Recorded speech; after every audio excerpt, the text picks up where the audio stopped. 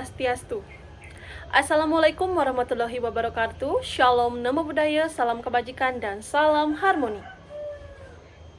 Yang terhormat kepada Bapak Dr. Egede Astawan SPD MPD dan Bapak Wayan Eka Paramarta SPD MPD selaku dosen pengampu mata kuliah psikopedagogik.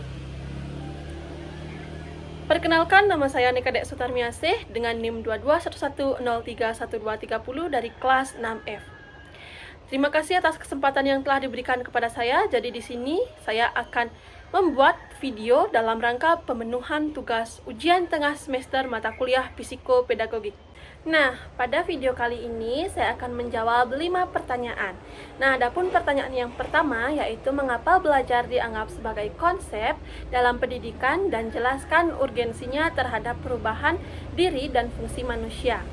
Nah, belajar tersebut dianggap sebagai konsep dan juga kunci dalam pendidikan karena belajar merupakan pondasi utama dalam proses perubahan diri dan juga pengembangan fungsi dari individu. Nah, belajar tersebut memberikan kesempatan kepada individu untuk memperoleh pengetahuan, keterampilan, dan juga sikap yang baru, yang pada gilirannya nanti akan dapat memicu perubahan positif dalam diri seseorang, serta dapat meningkatkan kemampuan individu dalam menghadapi tantangan dan juga peluang di masa depan dengan berbagai bidang kehidupan. Nah, adapun 2 urgensi belajar terhadap perubahan diri dan juga fungsi manusia, yaitu yang pertama ada perubahan diri.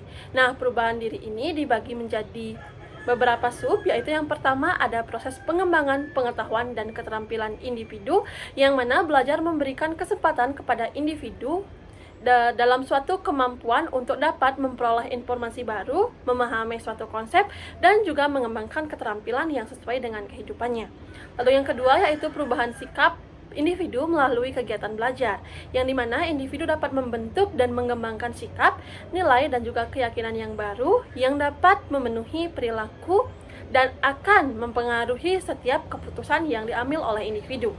Yang ketiga yaitu peningkatan pemahaman diri melalui proses belajar yang akan memberikan kesempatan kepada individu untuk lebih memahami diri sendiri, termasuk kekuatan, kelemahan, dan juga minat ataupun bakat yang dimilikinya. Oleh karena itu, belajar tidak hanya sekedar proses mendapatkan pengetahuan, akan tetapi belajar merupakan sebuah perjalanan transformasi yang dapat mengubah individu menjadi lebih baik dan mampu berperan aktif pada kemajuan masyarakat. Nah, yang selanjutnya yaitu ada pertanyaan nomor 2, yang dimana pertanyaannya yaitu bandingkan dan kontraskan teori belajar behavioristik dengan teori belajar kognitif, fokus pada perbedaan pandangan terhadap proses belajar. Adapun jawaban saya, yang dimana teori belajar behavioristik dan teori belajar kognitif memiliki pandangan yang berbeda mengenai proses belajar. Teori behavioristik berfokus pada perubahan perilaku sebagai hasil dari interaksi, stimulus, dan juga respon. Sedangkan teori belajar kognitif menekankan pada proses mental internal seperti persepsi, pemikiran, dan juga pengolahan suatu informasi. Nah, adapun perbandingan antar kedua teori belajar tersebut yaitu yang pertama, teori belajar behavioristik, yang dimana teori belajar behavioristik berfokus pada perubahan perilaku individu yang dapat diamati dan dapat diukur. Nah, pada teori belajar behavioristik, proses belajar merupakan hasil interaksi antara stimulus atau rangsangan dan juga respon atau reaksi. Lingkungan berperan penting dalam membentuk perilaku seperti pengkondisian klasik dan juga pengkondisian operan. Nah, sedangkan yang kedua yaitu teori belajar kognitif yang berfokus pada mental internal yang terlibat dalam belajar seperti pendapat, pemikiran, pengolahan informasi, dan pemecahan suatu masalah. Nah, pada teori belajar kognitif, proses belajar merupakan proses aktif individu untuk mendapatkan, memproses, dan juga menyimpan suatu informasi. Individu memainkan peran yang sangat aktif dalam kontribusi pengetahuan seperti pada teori perkembangan kognitif Jean Piaget. Teori belajar behavioristik menekankan perilaku yang tampak, sementara teori belajar kognitif menekankan proses mental yang tidak tampak.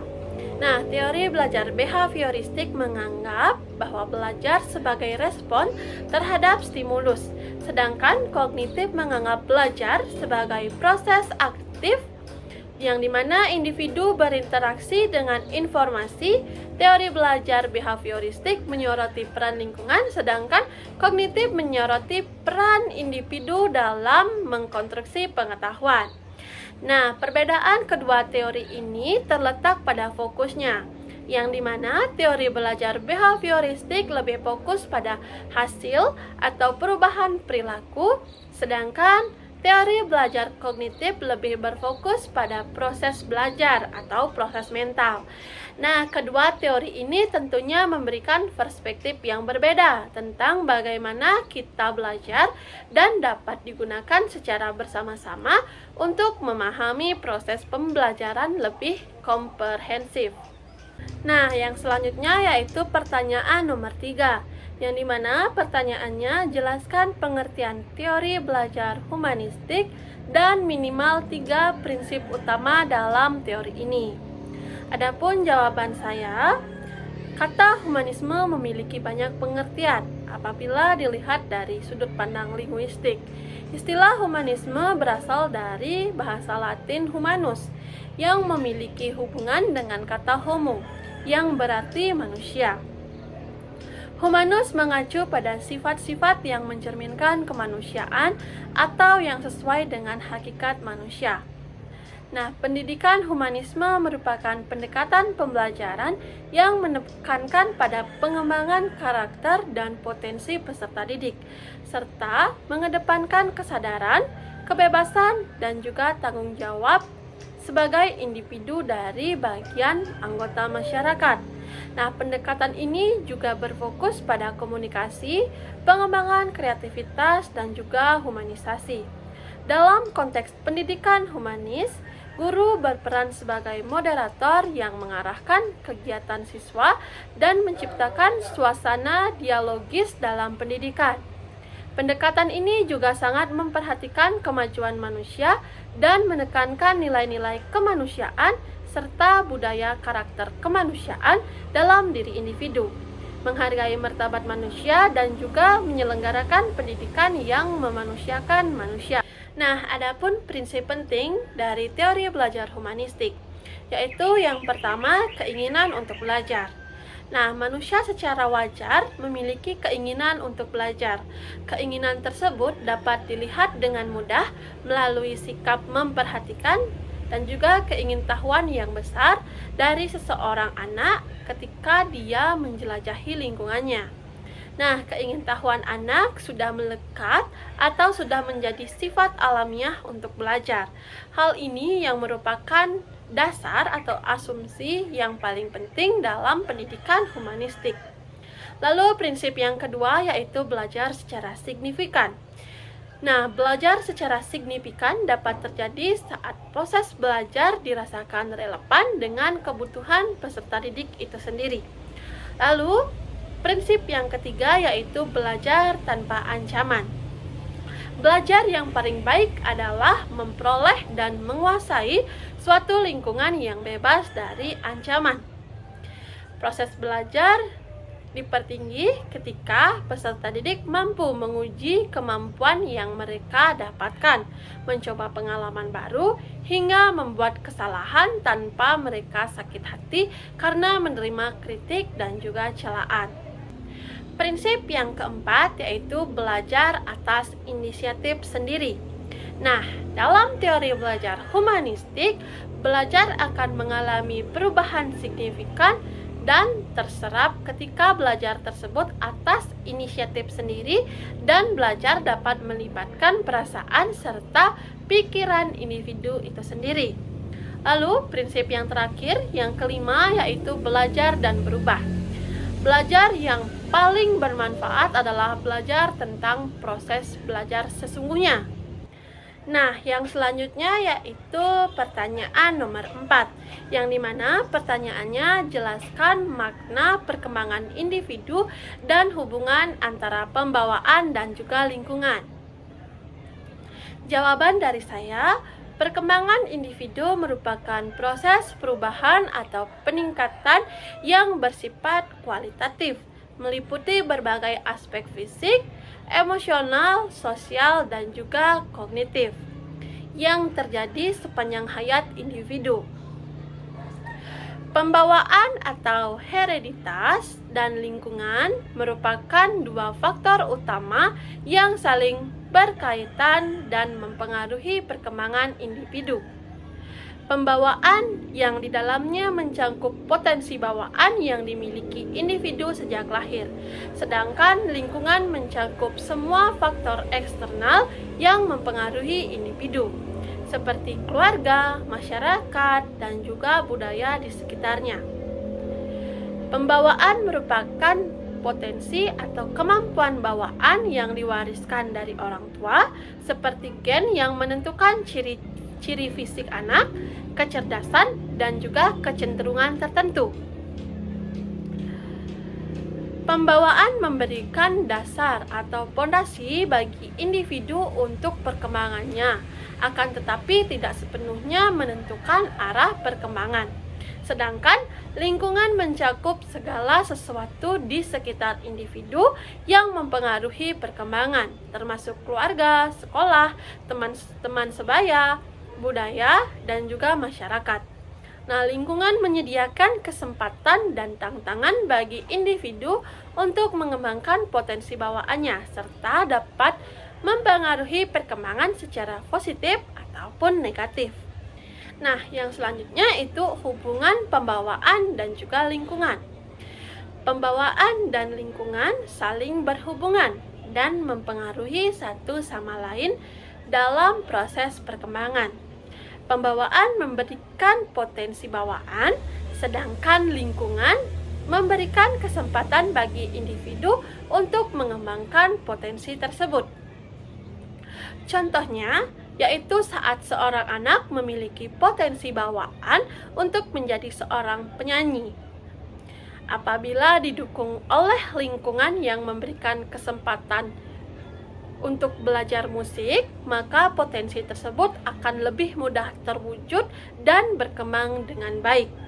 Nah, begitu pula sebaliknya. Apabila seorang individu memiliki potensi bawaan yang sama namun tidak mendapatkan dukungan dari lingkungan, maka potensi tersebut mungkin tidak dapat berkembang secara baik. Oleh karena itu, perkembangan individu merupakan hasil interaksi antara pembawaan dan juga lingkungan, yang dimana pembawaan memberikan dasar atau pondasi, sedangkan lingkungan memberikan kesempatan dan tantangan untuk mengembangkan potensi tersebut.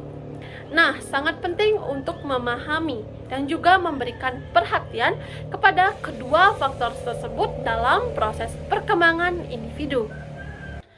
Nah, pertanyaan yang terakhir yaitu pertanyaan nomor 5.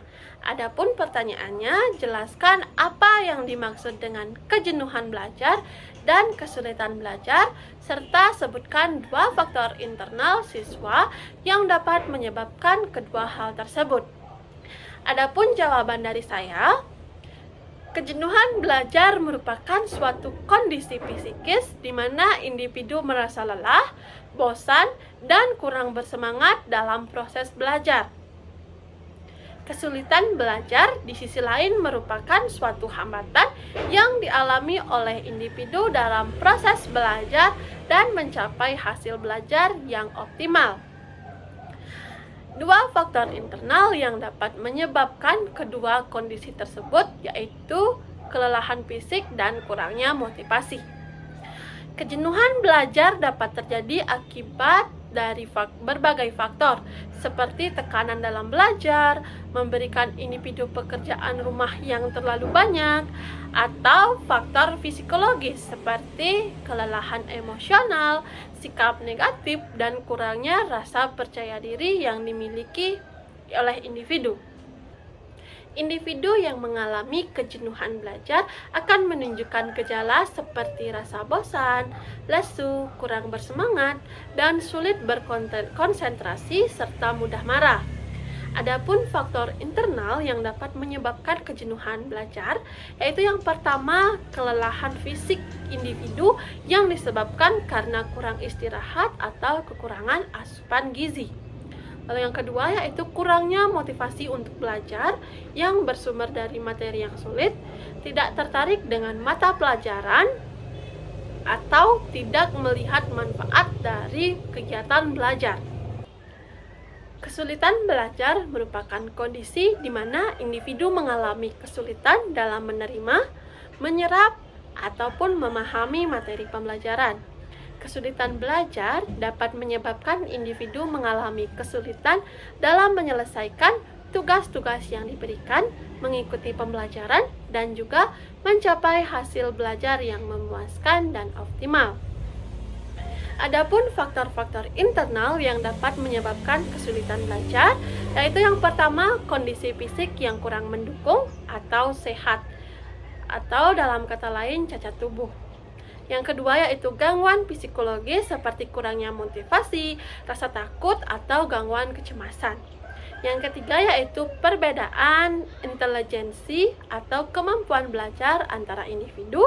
Dan yang keempat yaitu bakat dan minat yang tidak sesuai dengan mata pelajaran yang diajarkan. Nah, oleh karena itu, penting untuk memahami faktor-faktor internal yang menjadi pemicu kejenuhan dan kesulitan belajar. Guru dan orang tua memberikan dukungan yang tepat bagi individu yang mengalami kejenuhan atau kesulitan belajar, sehingga mereka dapat kembali bersemangat dan sukses dalam mengikuti proses pembelajaran. Baik, sekian video menjawab 5 soal ujian tengah semester mata kuliah psikopedagogik dari saya. Saya memohon maaf apabila terdapat kesalahan dalam video. Saya tutup dengan menghaturkan para Santi. Santi Om. Wassalamualaikum warahmatullahi wabarakatuh. Shalom, namo buddhaya, salam kebajikan, dan salam harmoni. Terima kasih.